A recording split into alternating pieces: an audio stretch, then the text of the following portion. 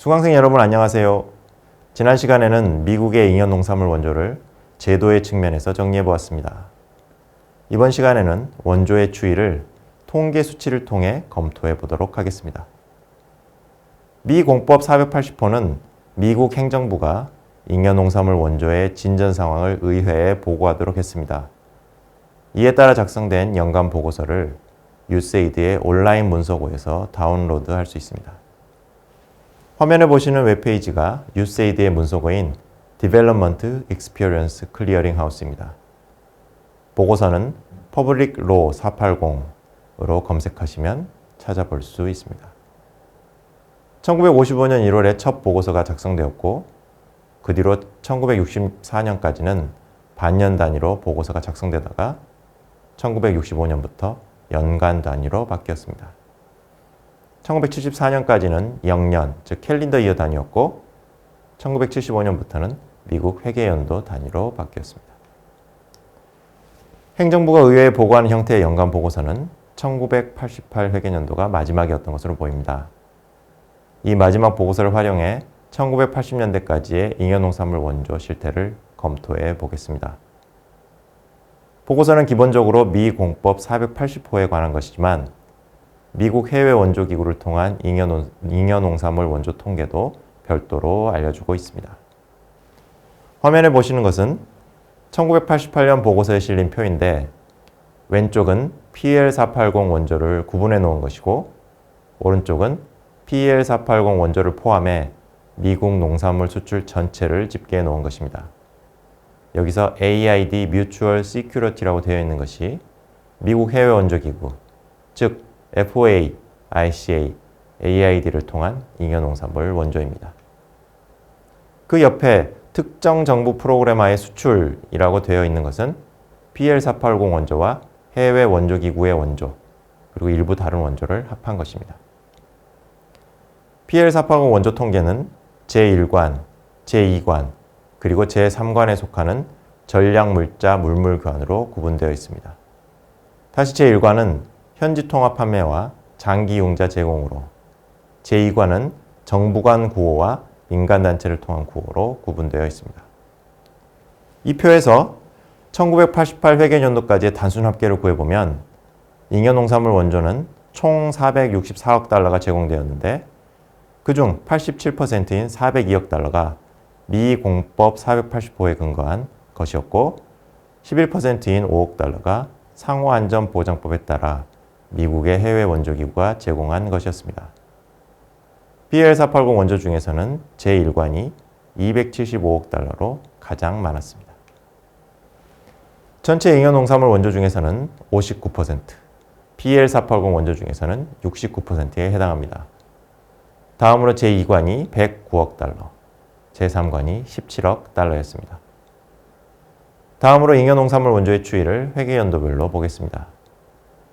1970년대에 급격한 물가 상승의 영향을 제거하기 위해 미국 생산자 물가지수 중 농산물 지수를 이용해 실질화해 보았습니다. 화면의 그래프를 보시면 미국의 잉여 농산물 원조는 1957년에 가장 많았고 1958년에 줄었지만 1960년대 전반까지는 다시 상승 경향에 있었습니다. 하지만 이후 감소하였고 1970년대 중반부터는 일정 수준에 정체하였습니다. 이 그래프에서도 읽을 수 있지만 1950년대에는 FOA-IC 원조가 전체 잉여 농산물 원조에서 10% 이상의 비중을 차지하였지만 1960년대에는 PL480 원조가 95% 이상이었습니다. 1970년대 들어 다시 AID를 통한 잉여 농산물 원조가 소폭 늘어나 10% 안팎의 비중을 보였습니다. PL480 원조를 다시 구체적인 제공 방식별로 나누어 보면 제1관의 첫 번째 방식, 즉 현지 통합 판매가 1958 회계연도부터 1968 회계연도까지 전체 잉여 농산물 원조의 과반을 이루었습니다. 하지만 1966년 법 개정에 따라 이 방식은 점차 축소되고 폐지되었습니다. 그 대신에 도입된 제1관의 두 번째 방식, 즉 장기 융자가 1973년 이후 과반을 차지하게 됩니다. 품목별 원조액은 이 연간 보고서에서는 PL480 원조에 한해서만 확인할 수 있습니다. 1989년 9월 말까지 제공한 원조를 단순 합계하면 400억 달러였는데 그중 39%인 157억 달러는 밀이었습니다. 다섯 번째로 많았던 밀가루까지 합하면 48%에 달합니다. 원조의 절반이 밀과 밀가루였던 것입니다. 그 밖에 상위 5개 품목은 쌀 11%, 콩기름 9%, 원면 7%였습니다. AID 잉여농산물 원조의 품목별 비중은 미 농무부의 다른 보고서에서 1979 회계연도까지의 현황을 알 수 있습니다. 품목 분류가 조금 다르기는 합니다만 면화, 밀, 사료용 곡물이 각각 18.8%, 17.7%, 17.4%로 1위에서 3위를 차지했습니다. 4위는 콩 13%, 5위는 우지 9%였습니다. 같은 자료에는 1979 회계연도까지의 PL480 원조의 품목별 비중도 실려 있는데 이미 확인해본 1989 회계연도까지의 비중과 유사합니다. 즉, 밀 39%, 쌀 11%, 원면 9%, 식물성 기름 8%, 사료용 곡물 7.7%, 밀가루 7.2%의 순서였습니다.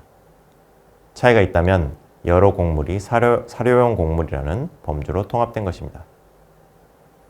이 보고서에서 PL480과 AID의 잉여농산물 원조를 모두 합하면 밀 37%, 밀가루까지 포함하면 43%, 원면 10%, 쌀 10%, 사료용 곡물 9%, 식물성 기름 8%의 순이었습니다. 다시 연간 보고서로 돌아가서 지역별, 국가별 비중을 보겠습니다. 1989년 9월 말까지 제공된 잉여농산물 원조를 단순 합계하면 462억 달러였는데 그중 약 절반인 51%는 아시아 지역에 제공되었습니다. 다음으로 아프리카가 24%, 유럽이 12%, 중남미가 12%였습니다. 이 수치를 1970년 보고서와 비교해 보겠습니다. 1970년 6월 말까지는 아시아가 62%로 가장 많았던 점은 같지만 유럽이 23%로 그 다음이었고 중남미가 9%, 아프리카는 5%에 불과했습니다. 초기에는 유럽에 특히 상호방위 원조의 일부로서 많은 잉여농산물이 제공되었지만 1970년대 이후 아프리카로의 원조가 크게 늘었던 것입니다. 국가별 순위를 보면 1989년 9월 말까지의 누계액은 1위가 인도, 2위가 이집트, 3위가 파키스탄, 4위가 한국, 5위가 이스라엘이었습니다. 1970년 6월까지의 누계액을 보면 1위는 인도로 같았지만 2위부터는 달랐습니다. 파키스탄이 2위였고 한국이 3위, 유고슬라비아가 4위, 이집트가 5위였습니다. 어느 쪽이든 한국의 순위가 매우 높다는 것이 눈길을 끕니다. 끝으로 PL480 제1권 원조의 현지 통합 판매 대금이 어떻게 사용되었는지를 말씀드리겠습니다. 일례로 1970년 6월 말 현재의 누계를 보면 128억 달러에 해당하는 현지 통합 판매 대금이 적립되었고 그중 107억 달러가 사용되었습니다. 이 중 21%는 미국 정부 소요 자금으로 쓰였고 나머지 79%는 수원국 정부를 위해 쓰였습니다. 가장 많은 47%가 수원국 정부에 대한 대부에 사용되었고 그 다음으로 15%가 경제개발을 위한 증여로 13%가 공동방위 용도로 사용되었습니다.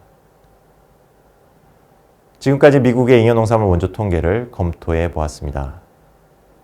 다음 시간에는 한국에 초점을 맞추어 잉여농산물 원조를 정리해 보도록 하겠습니다.